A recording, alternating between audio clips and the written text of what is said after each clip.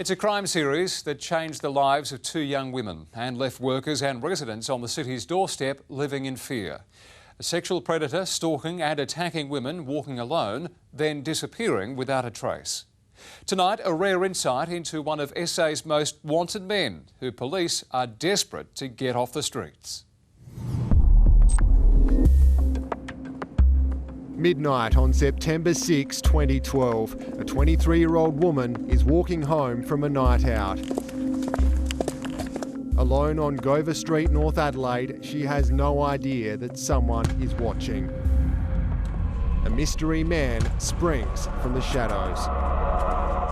Sudden, completely unexpected. The victim is speechless as she's overpowered by the predator. She was dragged into a parkland type area where she was sexually assaulted.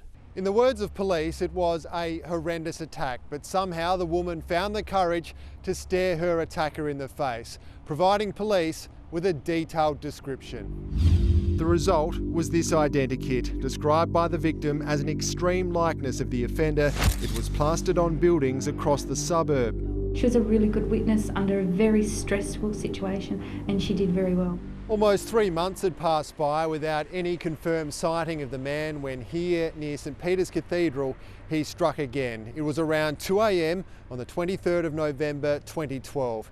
His target was a 21-year-old woman who again was walking alone. He was seated on a wall and approached her from behind. There was no conversation with her. She was dragged into a wooded area near the church, and fortunately for her, she was managed to break free and she contacted the police. The same DNA was linked to both crimes, but a match on the national database was never found. We're looking for a person that probably has flown under the radar and hasn't had significant involvement with the police. Sometimes they have these urges, and it's not an excuse. It's not an excuse at all, but they do have these urges, and if they act upon them, then this is the result that we get. By now, North Adelaide was on edge. Police patrols were ramped up, workers and residents urged to remain vigilant. All the while, investigators were sifting through hours of security vision, searching for a breakthrough that never came. Police believe the suspect knows North Adelaide well and has probably either lived or worked in the area. They suspect he stalked his victims, who were carefully chosen. He's identified younger women, he's identified women who walk alone, he's identified potentially women who have been out for the evening. They all described him as being athletic in appearance, quite strong. From all intents and purposes, what they said is he was quite well dressed. He was reasonably well dressed.